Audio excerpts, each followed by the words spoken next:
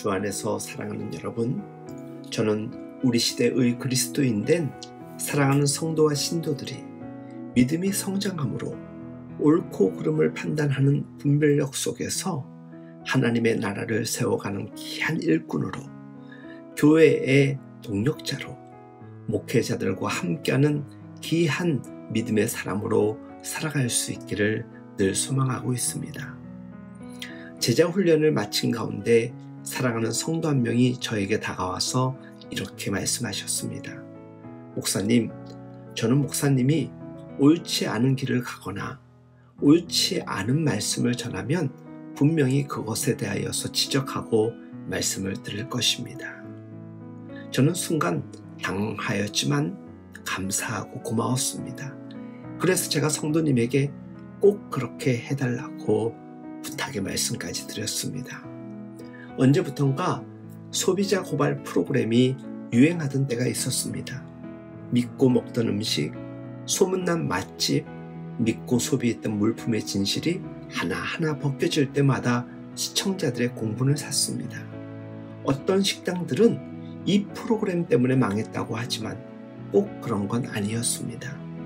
이 식당 가지 마세요, 이 제품 절대 구매하지 마세요가 아니라 소비자 스스로 착한 식당, 좋은 제품을 판별해서 불량품이 사라지고 착하고 바른 것들이 가득 찬 사회로 만드는 것이 이 프로그램의 최종 목표였던 것입니다. 실제로 소비자가 똑똑해지자 건강하고 착한 물품과 식당은 오히려 빛을 보기 시작했습니다. 그 프로그램 덕분에 저와 같은 사람들 미련한 짓 하지 않고 늘 무엇을 구매할 때마다 더 생각하는 구매 습관이 생겨나기도 하였습니다. 그런데 잘 생각해보면 이런 일이 교회에도 있었습니다. 16세기 종교개혁 역사가 바로 그런 것이 아니겠습니까? 불량 교회와 불량 신학을 고발하고 그 자리에 착하고 바른 교회를 세우는 것이 마틴 루터와 장 칼빈의 종교개혁이었던 것입니다. 그 최종 목표는 신자 스스로 똑똑해져서 불량 교회와 불량 성직자들을 퇴출하고 착하고 바른 교회, 착하고 바른 목사, 착하고 바른 성도들을 이 땅에 구현하고자 하였던 것이지요. 역사 속 신학 이야기 하나 해볼까 합니다. 종교개혁의 배경이 되는 중세는 위계가 뚜렷한 사회였습니다. 하지만 루터는 성경을 통하여서 세례를 받은 사람은 모두 평등하고 서로가 서로에게 섬기는 제사장으로 부름받았다는 만인 제사장직과 직업 소명론을 전파하였습니다. 이제껏 세상은 서열로 구분되고 교회 일은 거룩하고 세속 직업은 열등하다고 가르치고 배웠는데, 개혁자는 이렇게 가르치는 교회와 신학은 불량 교회요 불량 신학이라고 고발하였던 것입니다. 그러고는 그 자리에 복음의 가치를 중심으로 누구나 거침없이 소통하며 서로의 직무를 존중하는 사회가 세워지길 꿈꿨습니다. 개혁자들이 설명하는 만인 제사장직은 위계나 방종의 자유 대신 조화와 질서 안에서 이루어지는 존중의 관계를 강조하였습니다. 무슨 말씀일까? 더 쉽게 풀어보면 어느 스타 우동 전문점에 가게 됩니다. 우리는 소비자이니 함부로 주방 안으로 들어가지 않습니다. 그저 저 멋진 꽃갈 모자 쓴 주방장의 솜씨를 믿고 기다릴 뿐이지요. 만인 평등 사상을 외치며 주방으로 들어가 밀가루 반죽을 주물럭거리는 바보는 없습니다. 그런 손님이라면 제정신이 아닌 게 분명합니다. 드디어 음식이 나왔습니다. 그런데 우동이 이상합니다. 탱글탱글해야 할 면발이 입천장에 탁 달라붙고 면발이 갈라집니다. 이것은 스타 우동 전문점이라는 간판 이름과 달리 전혀 다른 상품을 내놓는 것입니다. 스타 면발이 아니라 분명 냉동됐거나 삶은 지 오래된 게 분명합니다. 이런 경우 여러분들이라면 어떻게 하겠습니까?